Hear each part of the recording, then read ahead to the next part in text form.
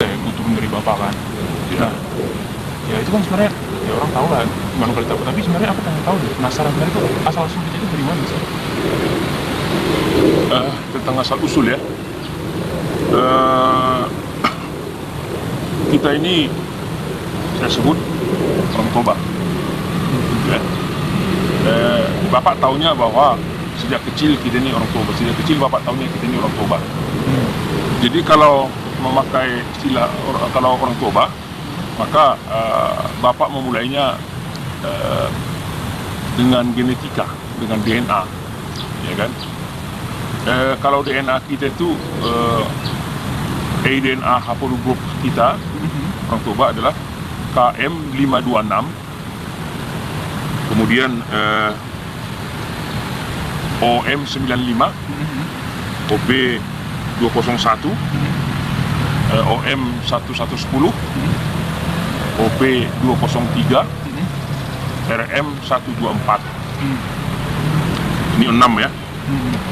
Kemudian kita akan mundur dulu. Ini dibuat berdasarkan pemetaan genom yang pernah dilakukan oleh Human Genome Organization di bawah supervisi daripada Stephen Oppenheimer pada waktu itu. Pertama-tama ketika Gunung Toba meletus pada 74.000 tahun yang lalu,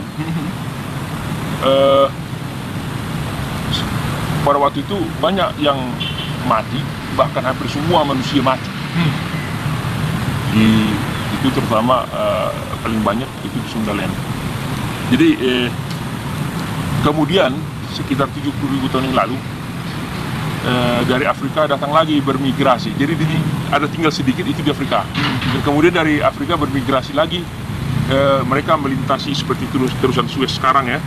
Terus ke selatan adalah Oman, terus ke Asia Selatan, India itu kan, terus ke semenanjung Malaka, itu Sundaland lah semuanya dulu ketika masih menyatu.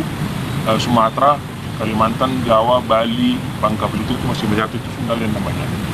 Jadi datanglah bermigrasi 70.000 tahun lalu setelah meletusnya Gunung Toba. Meletusnya Gunung Toba ini yang kalderanya menjadikan Danau Toba. Jadi itu awal tentang Sundaland ya.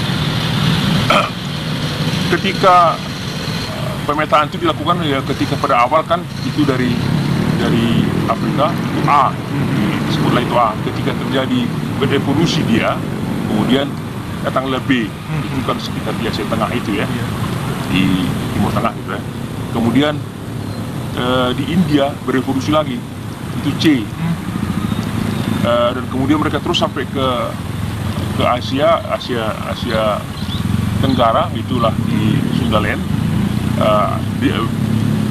C, D, E, F, G, H sampai K. K muncul di Sundaland. K526 itu muncul di Sundaland. Jadi nenek moyang kita itu K526 di Sundaland. Jadi Bapak katakan sekarang bahwa kita itu berasal dari Sundaland. Memang begini bahwa Sundaland itu mereka hidup di sana gitu ya, sekitar 50.000 tahun. Tapi kemudian 20.000 tahun yang lalu sampai ke 8.000 tahun yang lalu terjadi gempa, letusan gunung dan banjir di Sundaland sebelum Sundaland tenggelam.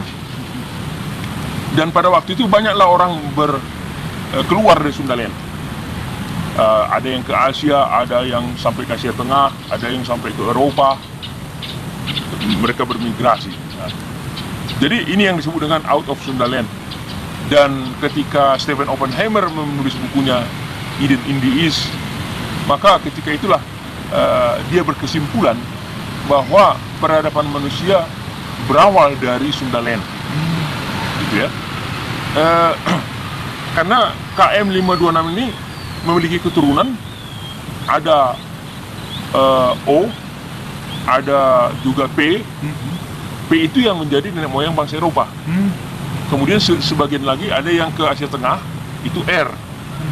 Kan R. Nah, kita terkait dengan R ini kan, baru dengan O. Tadi kan O, K. Nah itu. Jadi OM 175 yang merupakan nenek moyang bangsa-bangsa Eropa, bangsa-bangsa Asia Timur dan Asia Tenggara itu datang ke Yunan, ya kan? Jadi dari ketika keluar dari Sundaland ke Yunan, di Yunan ini tanah subur dan mereka di sana berkembang lah kan. Kemudian banyaklah keturunannya. Ada OM 95, OM 112, OM 122, OM 119. Dan dari sinilah berketurunan sampai itulah bangsa Asia Timur dan Asia Tenggara, ya, yang ras yang putih-putih seperti orang Tionghoa, Mongol, Surya, Jepang, Korea, Vietnam, bahkan sampai yang lain-lain. Jadi OM 175 itu keturunannya OM 195. Tapi OM 95 ini masih agak hitam nih. OM 95 ini di sebelah Teluk Tonkin, di bagian agak selatannya Teluk Tonkin Vietnam Utara ya. Jadi disitulah mereka ini membentuk kebudayaan Hoa Binh Gian. Itu Hoa Binh Gian lah, budaya Hoa Binh. OM 95 mereka ini masih hitam-hitam, tapi walaupun nggak terlalu keriting sekali, kriwil nggak seperti itu. Kayak orang Rote, kalau lihat orang Rote itu hitam-hitam, tapi nggak terlalu keriting sekali kayak orang Papua. Tapi kalau yang KM 526 itu seperti orang Papua itu keriting, makanya rambut-rambutnya juga keriting begini, ya kan? Ya apa itu Papua. Jadi dari Yunan inilah keluar lagi itu OM 95 membentuk budaya Hoa Binh. Ini budaya Hoa Binh ini budaya zaman batu akhir, ya kan? Jadi mereka kemudian bermigrasi ke arah selatan, ya kan? Terus sampai ke Malaysia, terus sampai ke Sumatera, ya kan? Nah, ini mereka ini. Cuman ketika terjadi Sundaland tenggelam secara perlahan akibat daripada es mencair, itu zaman es itu mulai terjadi pencairan, maka naiklah permukaan laut sehingga bagian Sundaland ini yang rendah itu ditenggelam, masuklah air. Jadi ketika masuk air mulailah tenggelam ini sebagian kan. Jadi dia bagian-bagian yang tertingginya itu yang tinggal.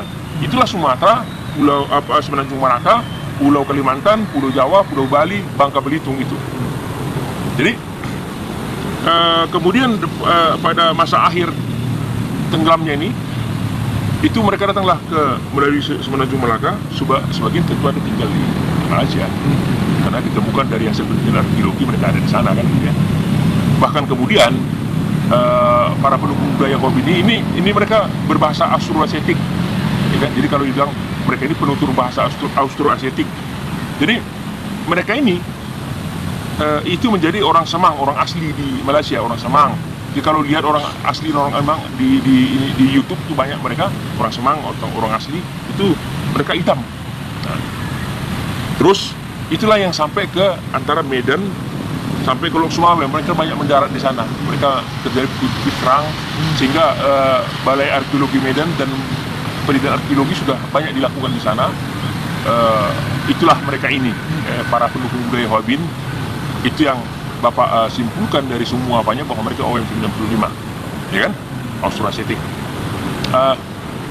Inilah yang kedua datang ke Sundaland, yang ke Negeri Toba. Yang pertama KM 526. Mungkin pada waktu terjadi krisis tadi, gempa bumi, letusan gunung dan banjir tadi, mungkin mereka tidak keluar ya dari Sundaland. Mungkin juga perkiraan Bapak kayaknya begitu, lebih condong seperti itu. Jadi KM 526 itu dia masih tertinggal. Kemudian datanglah OM 95 karena di Gayo, di loyang gua loyang Mandalay, di situ ditemukan 8.430 tahun yang lalu situs mereka, ada peninggalan mereka, fosil mereka. Jadi sedangkan yang di daerah kita di daerah Humbang itu 6.500 tahun yang lalu. Jadi di antara Silaban Rurah itu di Taus Pinggan, kemudian PSI Jajab di daerah Simamora, kemudian PSI Simsim di dekat Batu Harang, baru kemudian PSI Buluk di antara Silangit dengan Siborong Borong itu ditemukan bahwa pernah ada kegiatan manusia, aktivitas manusia. Di situ mereka melakukan pembukaan hutan kecil-kecilan. Itu bahasa yang digunakan oleh penelitinya. Itu peneliti dari Inggris di sana. Itu dengan menggunakan metode penelitian paleontologi. Dan kamu kan udah kuliah geologi, udah dapat pelajaran paleontologi kan gitu kan. Jadi di situ kan ditemukan zaman dulu itu waktu bapak kecil, kalau di Naga Seribu itu di situ banyak tunggar dibilang. Jadi pohon-pohon yang tertanam di tanah itu digali, diambil menjadi kayu bakar. Kemudian tanah di situ itu pun kalau dikeringkan, setelah dikeringkan dia akan nyala karena ada mengandung minyak. Gitu. Jadi ini karena pengaruh hutan itu yang dibuka di perwatu itu. Jadi peninggalan mereka kan tidak ditemukan. Jadi kemungkinan bahwa keadaan ini kan cocok dengan zaman batu akhir, bahwa pendukung budaya Ikhwabin ini sebagai zaman batu akhir mereka hanya masih bisa menebang pohon, tapi peninggalan-peninggalan lain tidak ada ditemukan. Jadi hanya jejak mereka dengan polen itu diperiksa segala macam, sehingga ditemukanlah bahwa mereka pernah melakukan aktivitas di sana, dan diperkirakan 6.500 tahun yang lalu.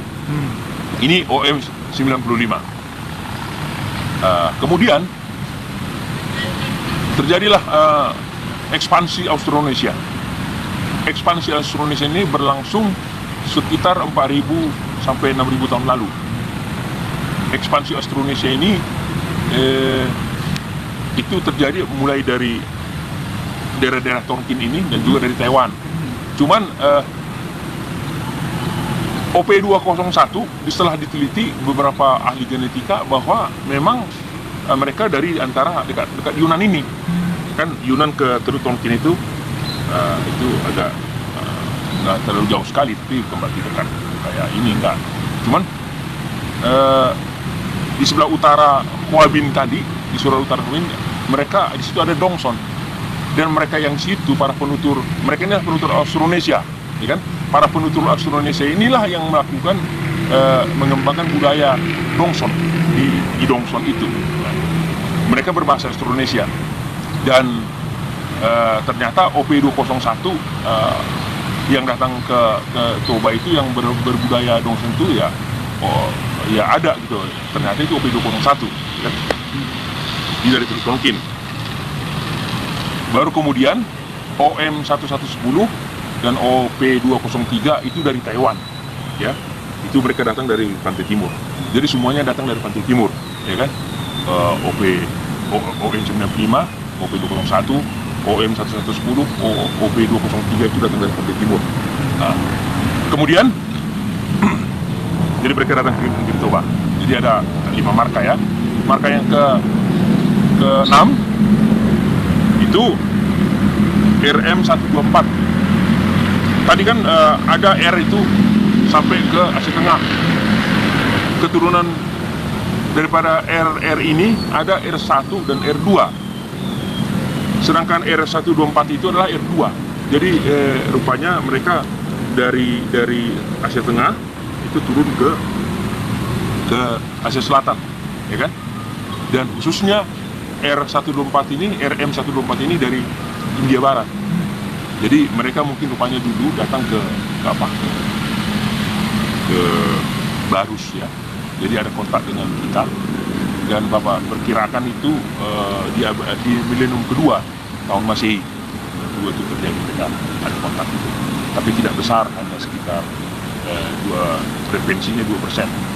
Yang paling besar itu OP201, dan itu kemudian Dongson kan, gitu ya. Jadi mereka ini yang datang ke negeri Toba 6 marka. Artinya kalau dibilang 6 marka bukan berarti bahwa satu orang, tidak. Itu kan berpasang-pasangan mereka, bahkan mungkin berkeluarga-keluarga datang kan gitu. Jadi 6 rombongan lah kita bilang, 6 rombongan, dan kemudian ke 6 rombongan ini beranak pinak dan kemudian bercampur